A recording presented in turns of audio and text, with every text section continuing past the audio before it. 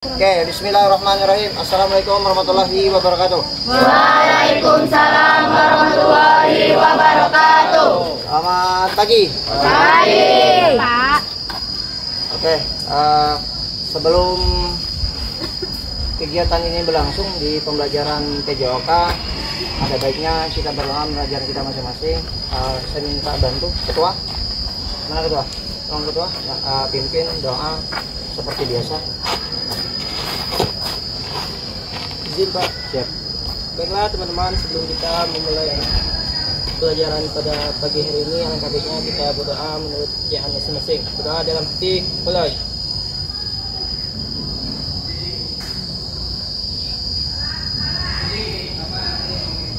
Sudah selesai.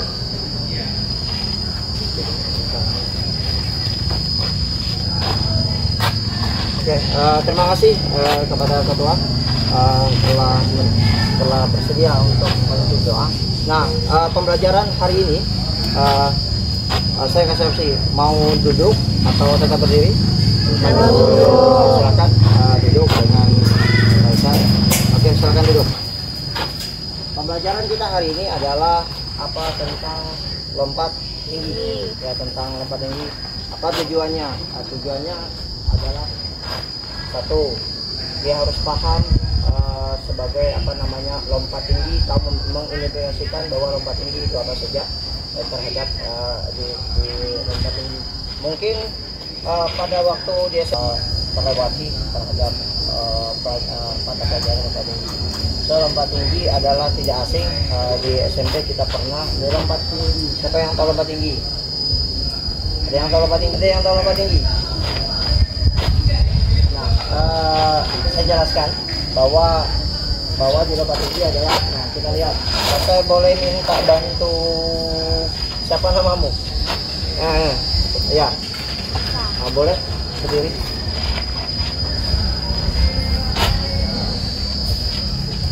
Boleh bacakan pengertian dengan kawan-kawan bahwa lompat tinggi. Lompat tinggi adalah salah satu cabang olahraga atletik yang begitu memanjakan mata. Seperti namanya, para atlet harus melakukan atraksi lompat setinggi-tingginya melewati mistar yang sudah dipasang horizontal dengan tingkat ketinggian tertentu. Atlet yang mencapai lompatan tertinggi adalah pemenangnya. Oke, terima kasih, kasih aplaus untuk. Nah, materi terhadap lompat tinggi, kalau saya sampaikan dengan yang lain bahwa lompat tinggi kelihatan adalah pembelajaran yang sangat ekstrim kalau di luar itu. Namun padahal ketika sudah menjiwai di dalam lompat tinggi, maka jiwa penasarannya lebih tinggi terhadap lompat tinggi. Nah, di lompat tinggi sebenarnya salah satu ada pembelajaran di lompat tinggi adalah salah satu dapat di cabang olahraga atletik. Nah, atletik sama komponen yang paling penting terhadap lompat tinggi itu adalah 4. Satu, apa? Teknik di dalam lompat tinggi itu ada 4. Satu, awalan, tolakan, melayang, dengan mendarat. Berarti itulah sangat penting di dalam item itu. Ada awalan, ada ya tolakan, ada melayang, dan ada mendarat. Nah, di dalam pembedaan, mohon maaf ya, kalau di lompat jauh sama sebenarnya. Lompat jauh kan ada itemnya terhadap gaya-gayanya. Di lompat tinggi punya gaya, bukan gaya bebas sekitar. Artinya nanti hari inilah kita belajar gaya apa harus kita tentukan. Apa gaya straddle, apa gaya klop, apakah gaya guling sisi. Nah, yang membeda itu nanti kita eksekusikan hari ini ketika nanti pembelajaran ini. Nah, mengapa kita perlu apa yang diperlukan di dalam lompat tinggi? Apa yang sangat perlu? Ya, matras, begitu. Apa lagi? Mistar. Ya, lagi? Tiang. Nah, tiang ini adalah salah satu alat untuk melaksanakan teori. Oke, ada yang tanya? Ada yang tanya? Ada lompat tinggi. Nah, nanti sudah kita mempelajari ini, nanti ada apa namanya, ada lembaga kerja peserta didik atau dikenal LKPD, nanti dibagikan kelompok, setiap kelompok mungkin kita bagikan 4. Nah, kalau dari antaranya nanti saya minta 1 orang untuk memimpin pemanasan, untuk pemanasan di warga itu. Siapa namamu? Ya, nanti dia yang akan memimpin pemanasan. Oke, ketua, tolong bariskan mereka 4 bersaf ya tadi di depannya itu loh. Oke, silakan.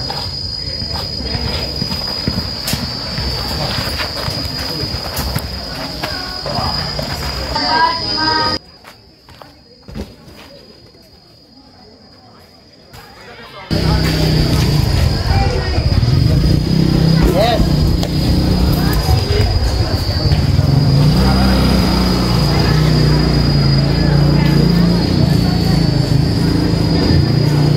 Yes.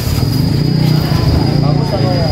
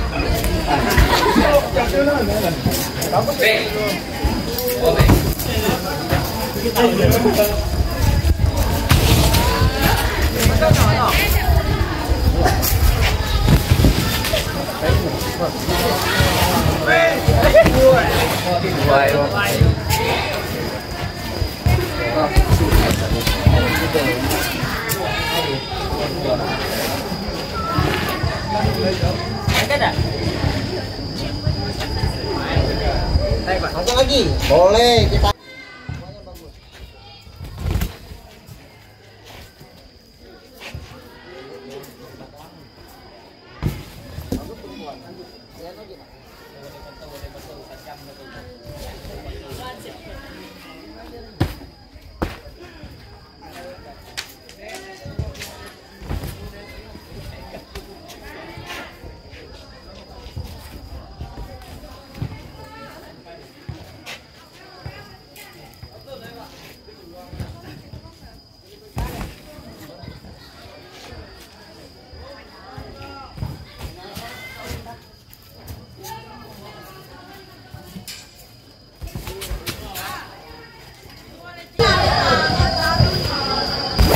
Yes.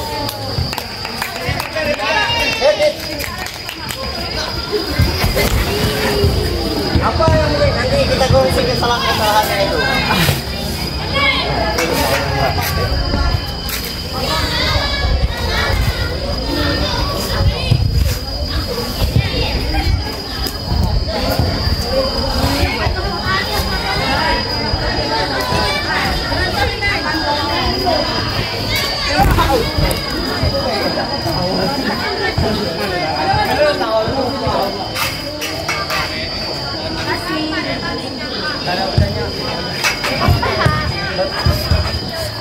Peraturan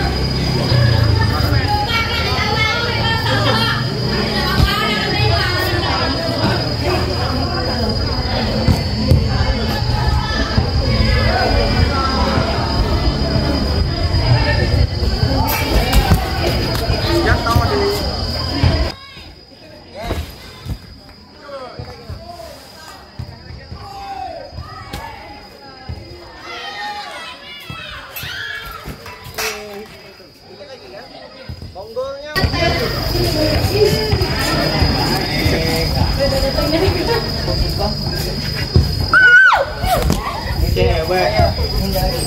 Mohon maaf ya, mungkin mereka ngerti contoh. Kita hanya melakukan begini, kan begini. Tenang main gini, nah itu tahan mata. Tapi kenapa? Dia tidak punya gerak keluar. Tidak mustahil yang kulit. Ya. Di berkawang Ya. Adakah Anda suka mengangkatnya untuk Gitu. Berapa?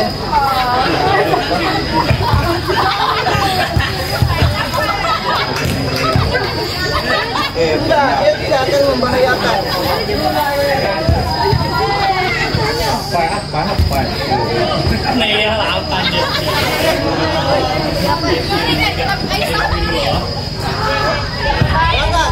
Rồi. Ba coba.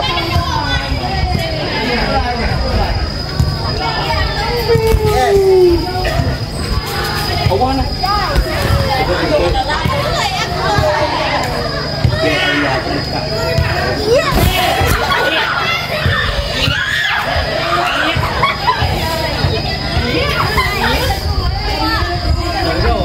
Iya.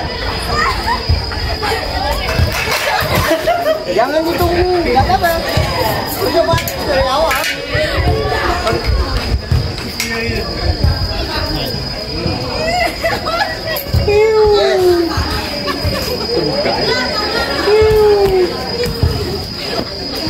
Alia, maka Alia.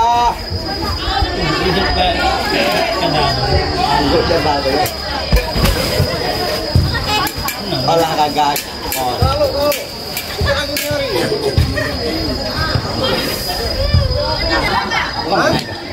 Ulang. Oke. Saya ulang ya. Contoh misalnya, karena saya posisinya di sebelah kiri kekuatan, maka saya gunakan kaki kiri. Tidak ada yang terlalu jauh. Dia tumpuan. Kita harus kalau di atlet profesional ini di mana tumpuannya? Tumpuannya di mana? Misalnya main kiri misalnya, ngitungnya 1, 2, 3, kan 3. Ada yang pakai 3, ada yang pakai 5, pakai 7, pakai 9, dan pakai 15. Nah misalnya saya kurang, saya pakai 5, maka dia melaksanakan 5.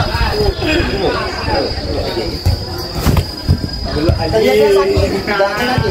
Lagi, dari sini saja. Karisa. Tahu, malah begitu. Ini deh. Nah, kita mau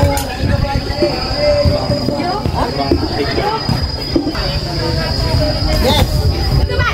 Yes. Wah, Alika dia. Oke. Mantap.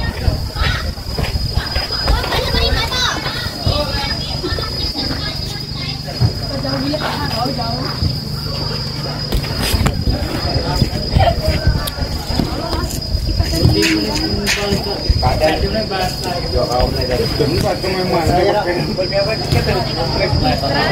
yang lepas? Jadi kita teman mandi. Apa sudah tidak boleh?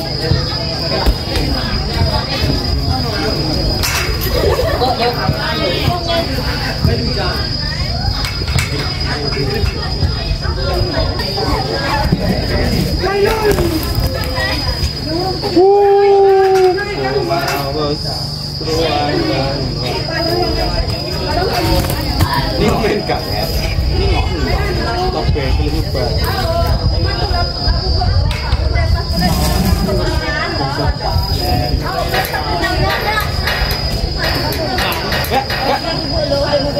Ya baik. 6 ya baik.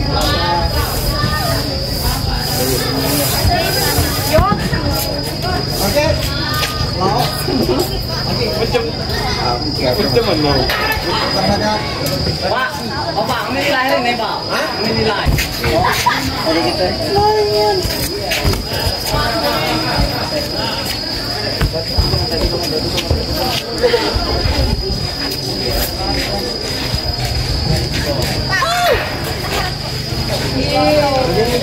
Tidak dapat Kami nilai nanti, Pak. Pak, ini berat dulu pada Pak.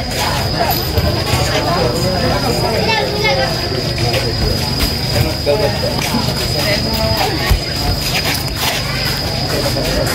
Iya bagus tuh.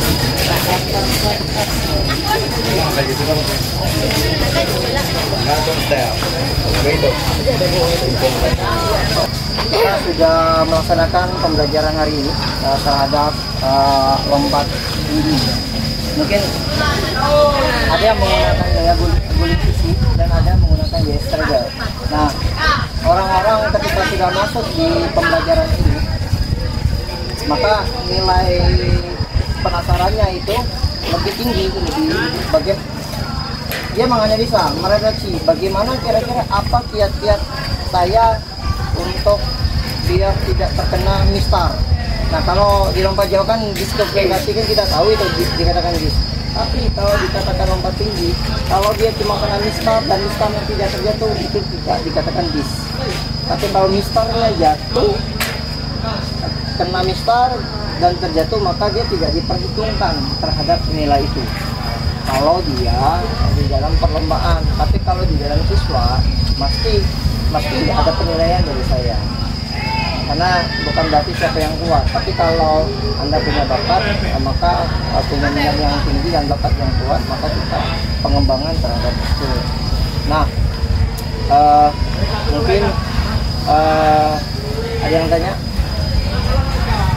Pak, misalnya, Pak, ada yang tanya? Ada yang tanya? Nah, kalau ada yang tanya, saya yang nanya. Oke? Saya yang nanya, mengapa kira-kira kita harus memahami jalan pembelajaran lompat tinggi? Ya, berdiri dong.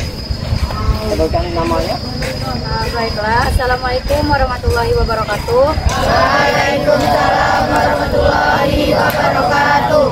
Perkenalkan, nama saya Miori. Di sini saya akan menjawab pertanyaan yang telah ditanyakan oleh Bapak. Mengapa peserta didik wajib mempelajari tentang lompat tinggi agar bisa melayang di udara dengan melewati tiang mistar, mendarat dengan baik sehingga tidak mengalami cedera, serta melakukan lompat tinggi semaksimal mungkin. Oke, kita kasih aplaus. Nah, itu benar. Artinya kita mesti melewati itu tadi. Dan empat tadi tidak boleh tidak kita lewati. Itu sangat krusial ketika kita melewati itu. Contoh misalnya, karena di atletik itu ada olahraga individu, bukan olahraga permainan. Kalau permainan kan ada bola voli, bola kaki, kita tidak hanya mengandalkan yang bawah, tapi kita mampu mengandalkan yang atas. Tapi kalau di dalam atletik, dia harus mengandalkan dirinya, tidak mengandalkan orang lain. Maka kita yang punya kekuatan itu karena ini namanya olahraga perorangan. Nah, saya kembalikan kepada siswa lagi, siapa kira-kira yang mampu untuk merefleksikan? Oke, silakan berdiri. Jelas izin Pak dan teman-teman semuanya. Assalamualaikum warahmatullahi wabarakatuh. Waalaikumsalam warahmatullahi wabarakatuh. Perkenalkan, nama saya Sela. Refleksi lompat tinggi yang memiliki tujuan meningkatkan kemampuan cara lompat tinggi dan meningkatkan semangat belajar, dan juga bisa meningkatkan pembelajaran dalam materi lompat tinggi ini. Oke, terima kasih. Kasih terus. Arti tujuan pembelajaran hari ini sudah tercapai. Kenapa? Dia mampu merefleksikan apa yang kita pelajari.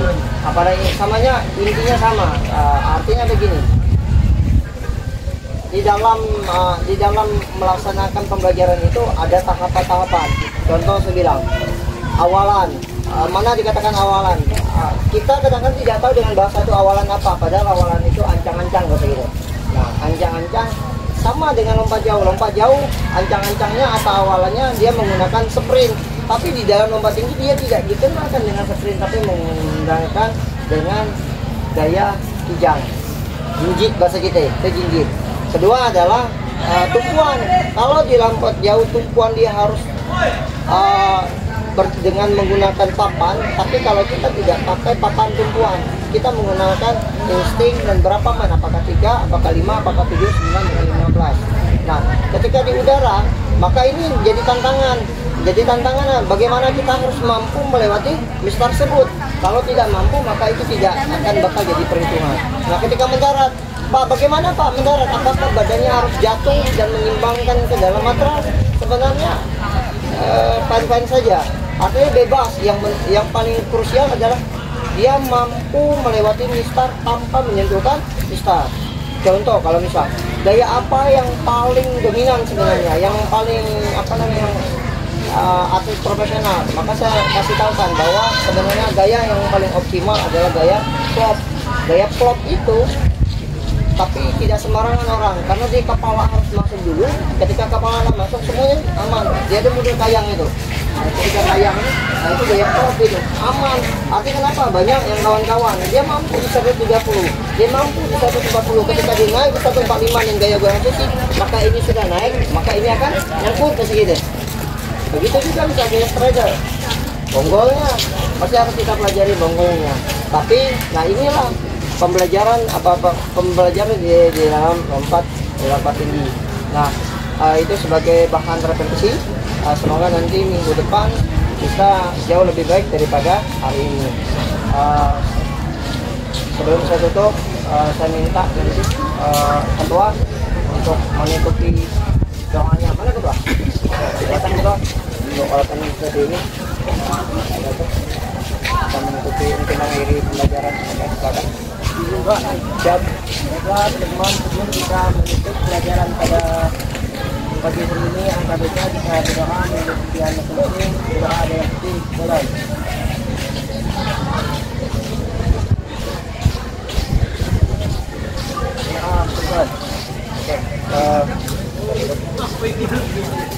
Oke, kasih upload untuk kita semua.